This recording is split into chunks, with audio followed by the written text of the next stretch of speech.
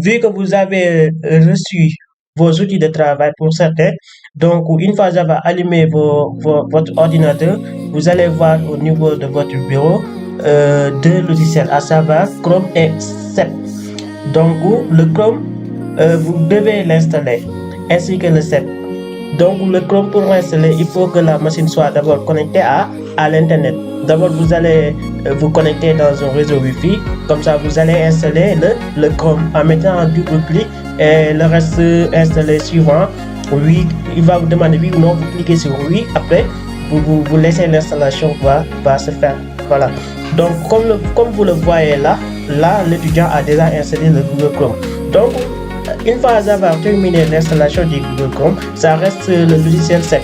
Donc pour SEP, c'est-à-dire Safe Exam Browser, c'est un logiciel d'examen en ligne.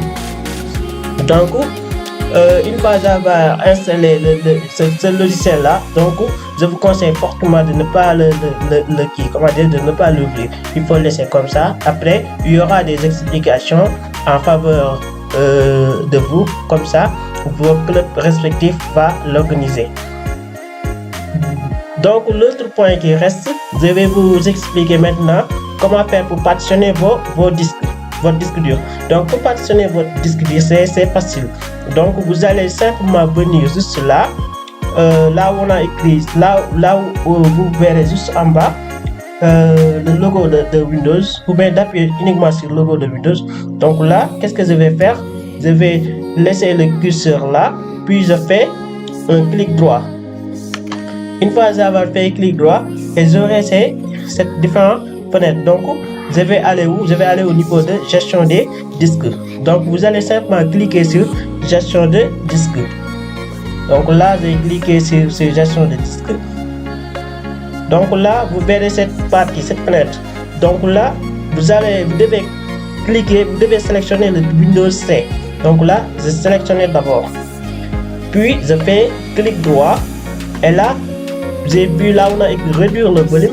Je vais cliquer sur réduire le volume. Donc, vous devez patienter.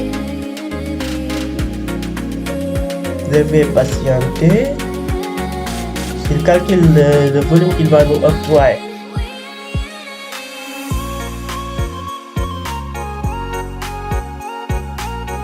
Voilà, donc là, il a amené 434 120 et bon, c'est-à-dire mégaoctets. Donc, pour aller plus vite, vous voyez là, cette partie. Donc, le 434, la deuxième partie, troisième du moins, 434 120, là, cette partie. Donc, vous entrez au milieu, vous la sélectionnez comme ça pour désélectionner. Donc, vous allez juste devant le 4. Le premier 4 que vous voyez, vous amenez le curseur devant ce 4. Donc vous voyez, donc là, il est en train de se clignoter. Donc qu'est-ce que vous allez faire? Vous allez simplement effacer le 4. Vous voyez, j'ai effacé le 4. Donc qu'est-ce que je vais faire? Je vais écrire 1, 2. Donc vous voyez, j'ai écrit 2. Donc qu'est-ce que j'ai eu? J'ai eu maintenant 234 120 et bon, c'est la partition normale. Après, je vais venir ici réduire, puis je vais patienter.